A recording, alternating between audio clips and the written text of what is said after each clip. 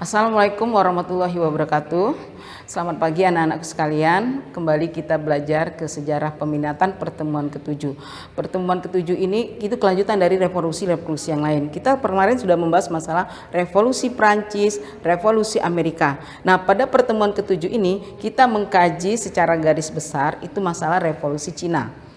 Belajar mempelajari revolusi Cina itu sangat luas sekali dan sangat panjang sekali, karena Cina itu disebut juga negeri selayang pandang. Dia dikuasai oleh beberapa kali dinasti-dinasti yang berkuasa, dan setiap dinasti itu mempunyai cerita sendiri-sendiri. Asia Timur, Cina itu luas sekali, sampai kalau kita lihat perbandingannya itu sampai wilayah Korea, itu termasuk negeri Cina sendiri. Oke, kita lanjut ke pelajaran revolusi Cina. Revolusi Cina kalau dilihat dari latar belakang terjadinya itu ada faktor internal dari dalam negeri Cina sendiri dan faktor eksternal.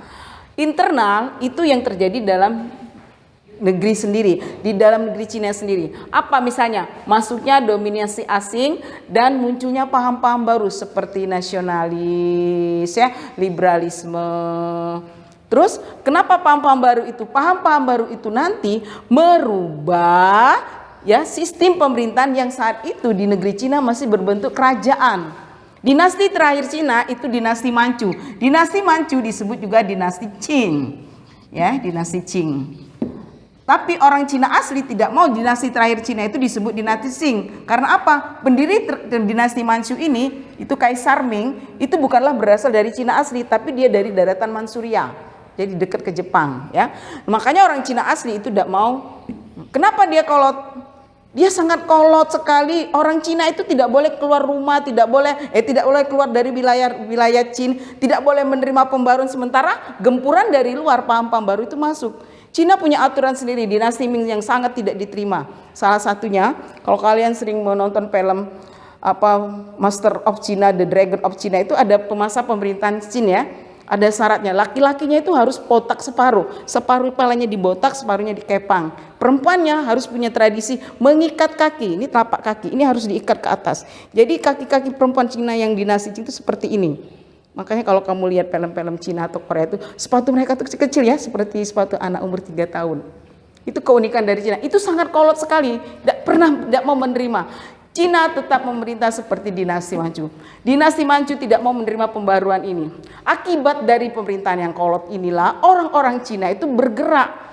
Cina itu kan luas wilayahnya, tidak semuanya itu dipantau oleh kerajaan dinasti Manchu yang kolot itu. Terjadilah pemberontakan seperti di Taiping, Nian, Pantang, dan Boxer. Ini pemberontakan untuk menggulingkan dinasti Manchu yang kolot itu. Kemudian faktor eksternal, perang candu. Kalau di Indonesia utama perdagangan itu rempah-rempah yang dikuasai dominasi asing. Kalau di Cina tidak, opium, candu. Inggris ingin menguasai Cina dengan menyelundupkan candu, opium. Candu-candu dari luar Cina yang dari Inggris diselundupkan di Cina, sampai akhirnya orang Cina itu betul-betul tergantung ingin meminum opium ini. Akhirnya apa? Permintaan Ming tadi di Manchu tadi kan lemah, karena orang pejabat-pejabatnya banyak yang play, banyak yang minum candu, banyak yang mabok. Karena kondisi itulah pemerintahan Manchu, dinasti Ming, Kaisar Ming itu menggempur semua kapal-kapal dagang Inggris yang masuk di pelabuhan Cina. Terjadilah perang antara Cina dan Inggris. Dari segi peralatan, dinasti Manchu kan hanya menggunakan peralatan perang tradisional, hanya mengandalkan perlawanan tangan semuanya. Kalau kamu lihat film kungfu seperti itu, kalahlah. Akhirnya Cina mengakui kekuatan daripada Inggris, terjadilah perjanjian Nanking, Kemudian Inggris tidak sampai di situ saja, orang-orang asing, Amerika juga ingin memperluas wilayah. Kalau kamu nonton The Once Upon from China kedua, itu yang masuk ke negeri Cina itu tidak hanya orang Inggris, orang Jerman, orang Amerika. Itu di situ ada tokoh sentralnya Master Wong Fei Hu. Kalau kamu nonton film Dragon from China itu, di situ lihat akibatnya apa? Shimonoseki, ditandatanganilah perjanjian Shimonoseki. Kepulauan Formosa dan Taiwan diserahkan kepada Inggris. Itu perang candu yang kedua. Nah, bagaimana proses dari ini semua? Karena pemerintahan Manchu yang kolot ini, akhirnya tokoh yang intelektual Cina, Dr. Sun Yat-sen ini menghimpun semua warga-warga Cina untuk melakukan pemberontakan dengan mengeluarkan dengan pola pikir yang lebih modern tadi. Berhasil. Sun Yat-sen berhasil menggempur atau mengurangi kekuasaan Manchu, tidak bisa menerobohkan karena dinasti Ming terlalu kuat, ya. Dinasti Ming terlalu kuat, menggempur peraturan-peraturan yang dikeluarkan oleh dinasti Ming. Ini Sun Yat-sen akhirnya menjadi presiden saat itu. Terus kaisar terakhir Ming itu Kaisar Puyi. Itu kita bahas yang lebih jauh lagi ya. Nanti tidak selesai kita di classroom ini ya. Nanti kalau pertemuan tatap muka saja ya. Kemudian jadi presiden 1 Januari 1912. Sun Yat-sen berhasil melakukan perubahan besar, menggulingkan kekuasaan wilayah Ming yang kuat itu. Makanya 11 Oktober ini dikenal dengan hari The 10th Day. The 10th Day. Nah, ini hari kemerdekaan Cina itu. Nah, nanti inilah di 1911 ini kan kaitannya dengan sejarah Indonesia, berdirinya Serikat Islam. Orang-orang Cina di Indonesia itu jadi sombong karena mereka berhasil melakukan revolusi, berhasil menggebrak pemerintahan yang kolot. Jadi sombong, makanya Haji Samanudin membantu para pedagang-pedagang tadi kan. Kemudian Sun Yat-sen mendirikan sebuah partai yang bernama Kuomintang. Dia kemudian mengundurkan diri dari kepartaian, digantilah Yuan Shikai.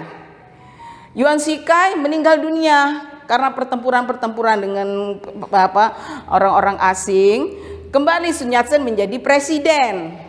Ya, Sun Yat-sen menjadi presiden, diadakanlah pemilihan sampai akhirnya Chiang Kai-shek menjadi presiden Cina. Chiang Kai-shek, tokoh nasionalis Cina ini berhasil menggabungkan Cina Utara dengan Cina Selatan. Ya, menjadi Cina Utara dan Cina Selatan. Terus dinasti Manchu tinggal di wilayah Cina Tengah yang dikenal dengan kota hantu. Orang-orang yang masih setia dengan dinasti Ming. Sampai sekarang itu ya, pergerakan di bawah tanah untuk menghidupkan kembali kedinastian Ming itu masih ada di Cina, tapi tidak dipublikasikan. Mereka bergerak di bawah tanah. Mereka ada pengukuhan kaisar, itu masih ada sampai sekarang. Karena apa? Apalagi Cina sekarang negara komunis yang begitu kuat ya. Chiang Kai-shek berhasil menjatuhkan Cina Utara dan Cina Selatan. Antara Utara dan Selatan pun jauh. Di Utara itu Cina Utara itu berdekatan dengan Rusia. Pengaruh komunis itu kuat dari Rusia. Mao Zedong, ya, tokoh yang ada di Utara itu berhasil mendapat pengaruh komunis atau sosialis dari Rusia. Mao Zedong mendapat bantuan dari Rusia, bantuan Rusia yang kuat sampai akhirnya Mao Zedong ini mendirikan partai Kuomintang. Kuomintang terus menggempur kekuasaan Chiang Kai-shek ke selatan sampai akhirnya terjadilah pertempuran antara Kuomintang dengan Kuomintang. Siapa yang menang? Mao Zedong. Mao Zedong menjadi presiden Cina.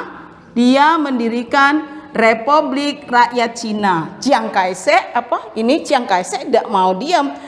Mereka terdesak memang keluar dari Cina. Terdesak dari Cina.